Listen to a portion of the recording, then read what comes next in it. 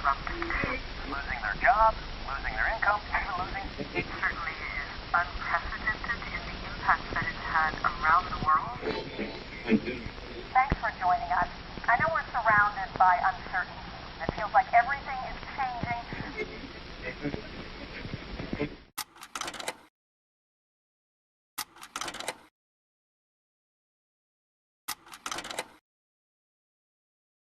Julian Huxley once wrote that the basic elements in cultural transmission and transformation are psychological.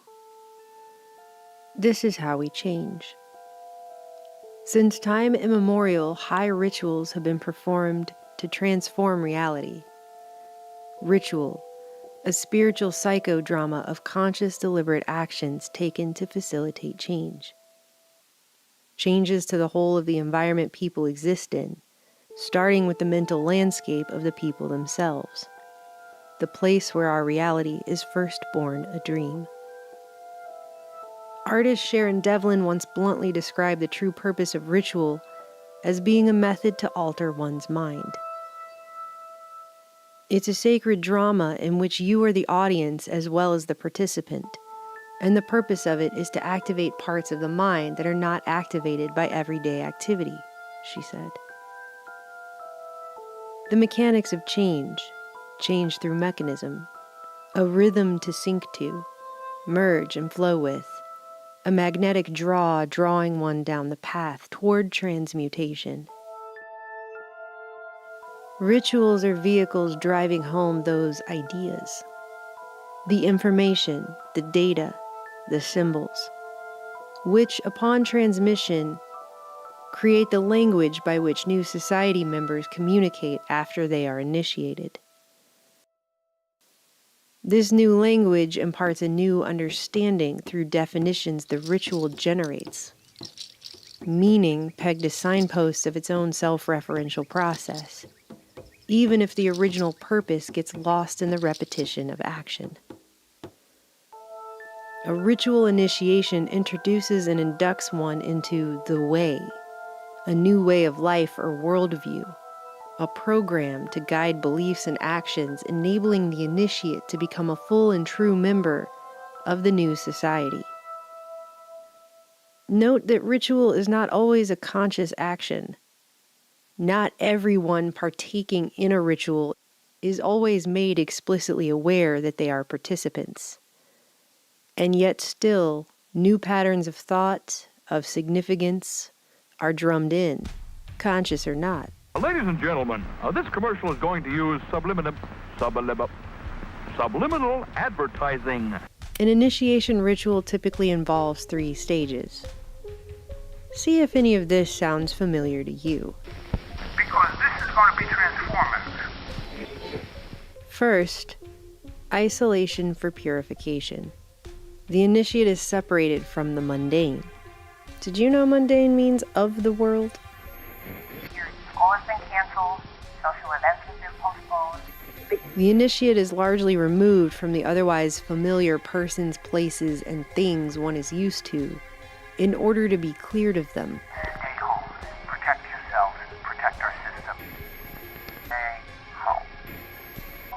Everyone must stay at home. We have to stay home because if we don't, stay home, stay safe. Detached and insulated, purged, purified. An extraordinary time when we have to stay home. We have to stay physically distant from the ones we love.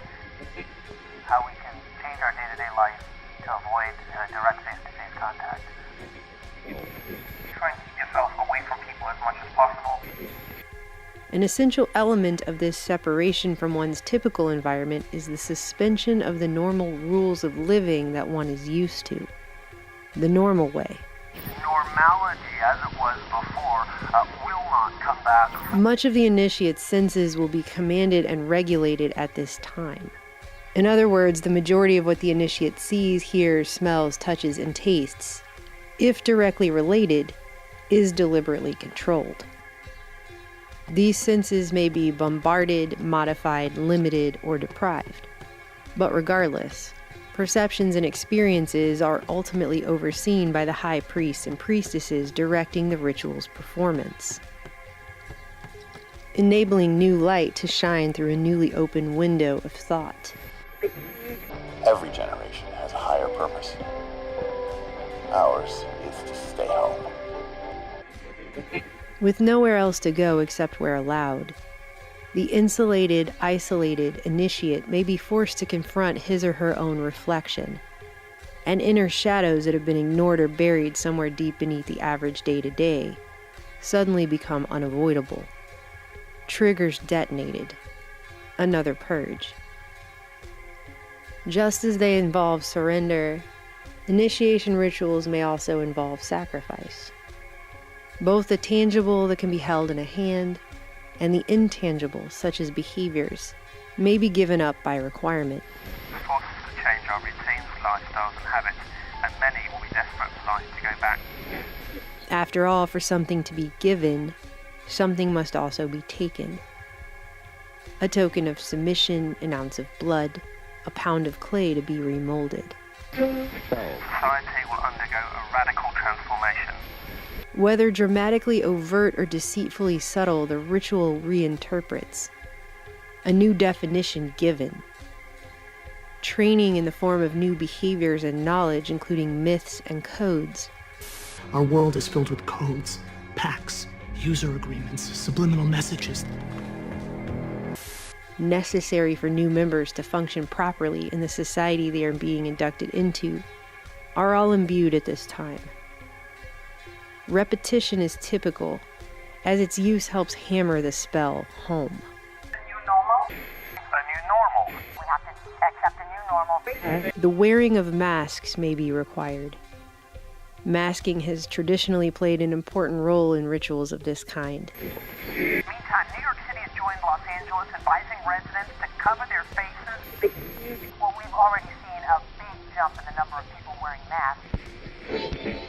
Well, they've announced that anybody who is flying on the plane is going to be having to wear a mask. See here right behind me, about half the folks in line at this market basket right now are wearing masks. Today there was a mandate that went into effect across the entire country to wear a mask. Enabling and hastening the suppression of ego to help facilitate a death of the old identity before the identification with and manifestation of a new one. Disguised under a mask and hidden away, the initiate is more easily able to transcend the self, pushed further toward that invisible line between the physical and spiritual realms. The fear that we have, the anxiety that we have, that's not just going to go away. Trauma is another aspect of this kind of initiation, and most especially to personalize the fear of death. People are dying, and nearly 6,000 Americans have died. Sometimes the act of dying is even ceremonially role-played. The dark beyond the darkness. The yawning abyss.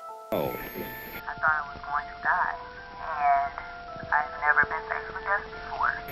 Only after death is confronted can the initiate be symbolically resurrected, reborn anew. To go to sleep in one world and wake up in another. While the process that is playing out is quite coordinated and sophisticated in reality, it may be executed in a purposefully confusing manner. Thanks for joining us. I know we're surrounded by uncertainty. It feels like everything is changing. So that the goalposts seem to keep moving back and forth, up and down, here now there, rendering the initiate unable to find solid mental ground from which to make logical sense of anything. We're trying to figure out how to do this every week because everything changes constantly. This disorientation is key. The uncertain timing generates a general anxiety, further removing the initiate from reality and leaving him or her more susceptible to a type of Pavlovian conditioning. This weakens the defenses just as a virus would, only this has the potential to break down the individual much more completely than a virus would. I know we're surrounded by uncertainty. Whatever the finer details, the previous way of life is shed like an old skin. At the end that comes before the beginning, the change begins. This is the second phase, the transition. It's liminal time or liminal space. The word liminal literally means threshold, that we're on a threshold of a new time, a new way of doing things in our society, that there's going to be some transformation. As the old self symbolically dies and passes away, the initiate descends into a state of liminality, a sort of fever dream purgatory nowhere land, the void in the middle. Thus the old self dies as the initiate is purified. Now a white room, a blank canvas washed and primed and desperate for paint, a tabula rasa. At the same time his old existence and way of life dies, the initiate transcending it is gradually being processed, reprogrammed, and incorporated into his or her new environment. Because this is going to be transformative. It is going to be transformative on a personal basis, on a social basis, on a systems basis. We're never going to be the same again. Reformed, reconstituted, and rebirthed into the new world that awaits at the end of the tunnel.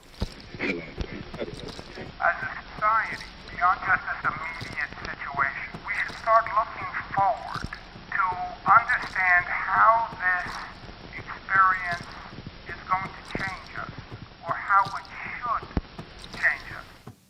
This is the final phase of the ritual, integration. And everyone wants to know, is this the new reality? Too early to say that we're looking at something closer to a reformation. We're waking up to the new normal? When do we get back to normal? I don't think we get back to normal. This is an extraordinary time where we have to accept a new normal. Society will undergo a radical transformation. And if you're feeling alone, just remember, we are alone together. And as a new normal descends, it can feel so solitary. And yet, we're all alone together. Does any of this sound familiar now?